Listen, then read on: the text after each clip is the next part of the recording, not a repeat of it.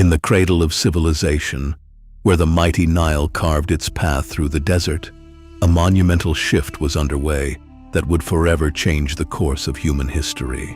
This is the saga of how two ancient kingdoms of Upper and Lower Egypt became one. A single ruler named Narmer, the first pharaoh of the First Dynasty, united them into a powerful civilization. Around 3100 BCE, Narmer's unification of these lands wasn't merely a political achievement.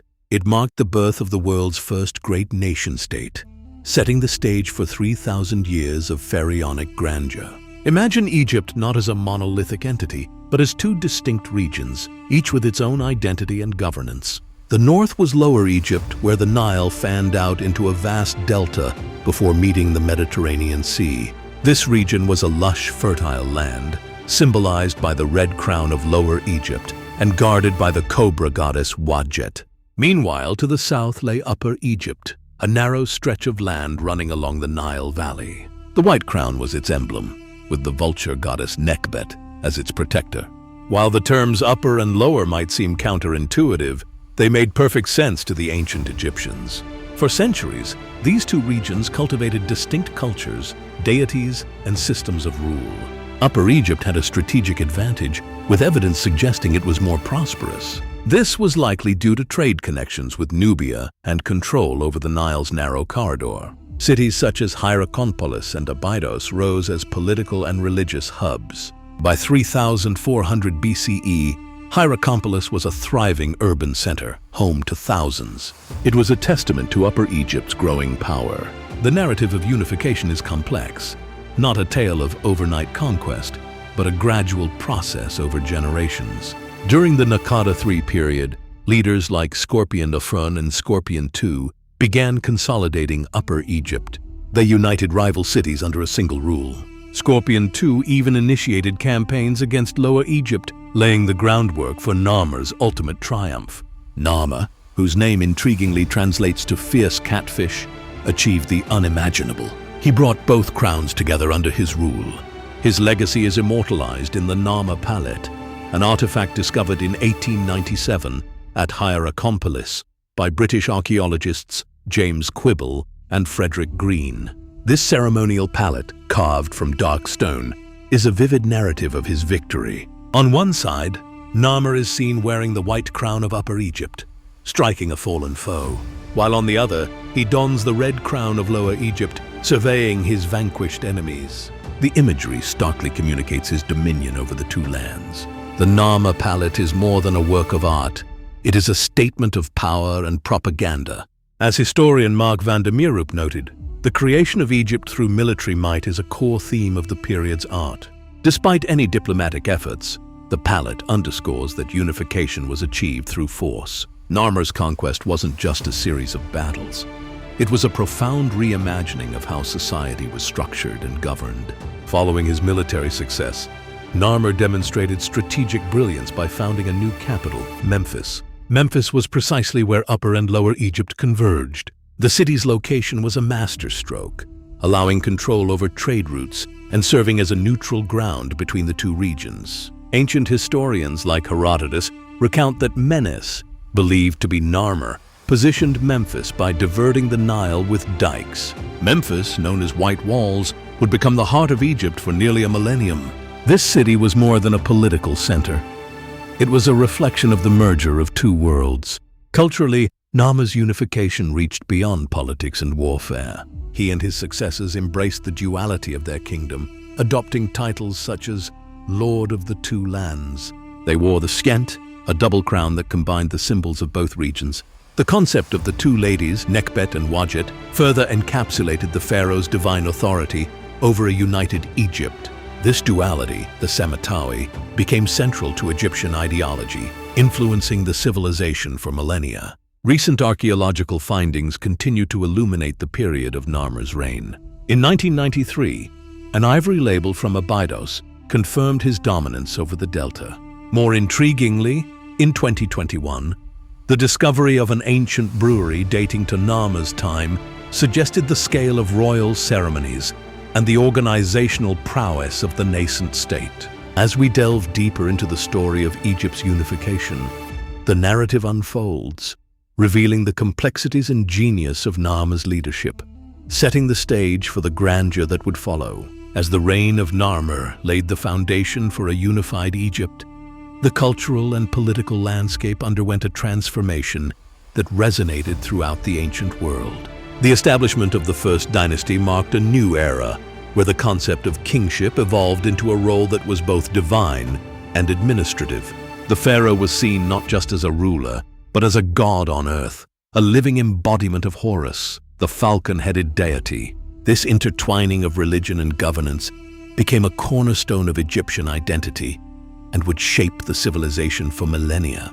Narmer's unification was more than just the melding of two lands. It was the merging of diverse cultural traditions. Upper and Lower Egypt had developed unique artistic styles, religious practices, and social customs over centuries. The challenge and brilliance of Narmer's rule lay in creating a cohesive national identity that respected these differences while forging a common purpose. This was artfully achieved through state-sponsored religion and a centralized bureaucracy that could manage the complexities of a vast, diverse territory. The pharaohs who succeeded Narmer continued his legacy of innovation and consolidation. Horah, believed to be Narmer's son, took the throne and further entrenched the symbols of unity. He expanded Memphis, constructing temples and administrative buildings that would serve as the nerve center of Egypt's burgeoning empire. Horah also continued the tradition of royal burials at Abydos, reinforcing the connection between the pharaoh and the gods and underscoring the divine right of rulership. With the establishment of a centralized government, Egypt saw advancements in administration and infrastructure. The invention of writing, particularly hieroglyphics, played a crucial role in this development. Initially used for religious texts and royal inscriptions, hieroglyphics became essential for record-keeping, allowing for efficient management of resources and communication across the kingdom. This writing system was a sophisticated blend of logographic and alphabetic elements, showcasing the Egyptians' intellectual prowess and their ability to adapt and innovate to meet the needs of a complex society. As Egypt settled into its newfound unity, the economy flourished. The fertile Nile Valley, with its predictable flooding, provided abundant harvests, supporting a population boom and enabling the accumulation of surplus wealth. This agricultural abundance was the backbone of Egypt's economy, allowing for trade with neighboring regions. Egypt exchanged grain, gold, and papyrus for luxury goods like cedar from Lebanon, lapis lazuli from Afghanistan, and incense from Punt.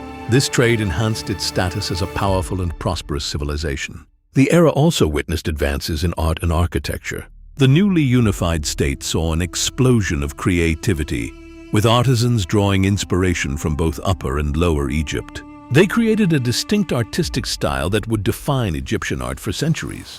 The use of stone in architecture became more prevalent, leading to the construction of monumental structures like temples and tombs. These structures showcased the pharaoh's power and the kingdom's grandeur. The Unification period set the stage for monumental building projects. Although the famous pyramids of Giza would not be constructed until the Fourth Dynasty, the groundwork for such architectural feats was laid during Narmer's time. Early mastabas, flat-roofed rectangular tombs with sloping sides, became the precursors to the grander pyramids. These structures were not only burial sites, but also symbols of the pharaoh's eternal life and connection to the divine. Religious practices also evolved in the wake of unification. The pantheon of gods expanded as deities from both Upper and Lower Egypt were integrated into a unified religious system. This syncretism was embodied in the merging of local and national deities, creating a complex and interconnected spiritual framework. Rituals and ceremonies became more elaborate, reinforcing the pharaoh's role as the intermediary between the gods and the people. This ensured the land's prosperity and stability. The unification of Egypt under Narmer and his successors was not without challenges. As the new state expanded its influence, it faced threats from both internal dissent and external adversaries. Border skirmishes and rebellions were common, requiring a strong military presence to maintain order. The pharaohs employed strategic marriages, alliances, and military campaigns to secure their borders. These efforts solidified Egypt's standing as a formidable power in the ancient world. The consolidation of power also led to significant social changes. A class of scribes and officials emerged, forming an educated bureaucracy vital for managing the kingdom's intricate affairs. This administrative elite enjoyed privileges and status, reflecting the changing dynamics of Egyptian society. The role of women, too, was significant.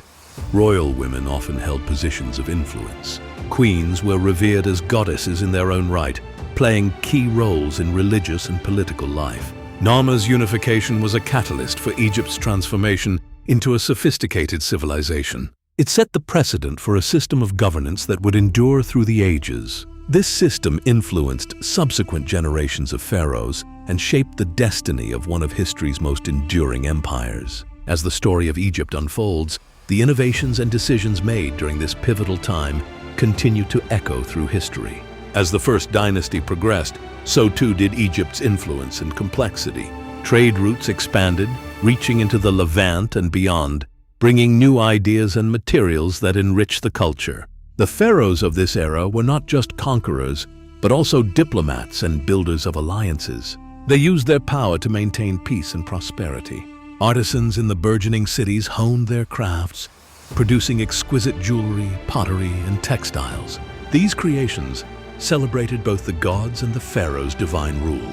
The advances in art and culture were matched by developments in science and technology. Early forms of medicine and mathematics began to take shape. These laid the groundwork for future achievements that would astonish the ancient world. The religious landscape continued to evolve with the emergence of complex funerary practices. These practices emphasized the pharaoh's journey into the afterlife.